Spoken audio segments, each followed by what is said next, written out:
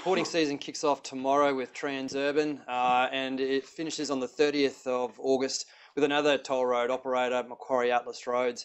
Really, when I look at the reporting season, I don't expect any major negative earnings surprises coming through, and that's because of the stability of the revenues of the core infrastructure group.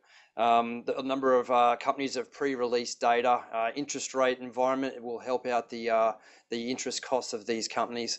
So I'll be looking for just how well they've kept control of their costs, and also critically will be the dividend guidance statements going forwards, given this yield-hungry environment. I've got a chart up there just sort of talking through each of the different sort of key takeouts I'll be looking for. Of those of most interest, I think, first up, Transurban tomorrow. So they'll be providing their FY17 distribution guidance for the first time. So I'm targeting 11% growth going into FY17. It's a continuation of that double-digit growth that they've been targeting. And that's just a little bit above consensus estimates. Look, the other thing to look for too, I think, is which is really important, is management each year publishes their free cash flow long-term incentive plan targets.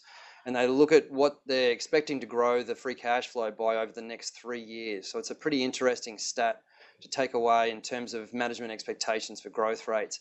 And I'm targeting 8% CAGR over the next 3 years. Just one to watch for there. On the 15th, we've got Horizon coming out. Now, Horizon has already pre-released its FY16 EBIT number. I think the most interesting bits to look for here will be their cost out targets.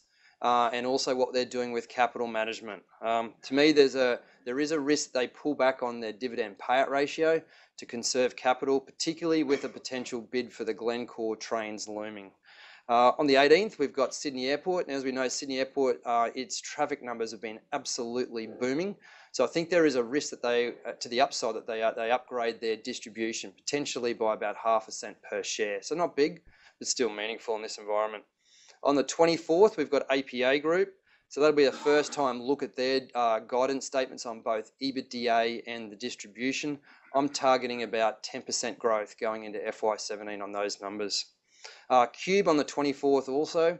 So Cube's an interesting one. It has exposure to commodity markets, and it's going to be cycling some one-off revenue benefits in the previous period. So I'm actually expecting it to have a weak result, down about 10% on the EBITDA number.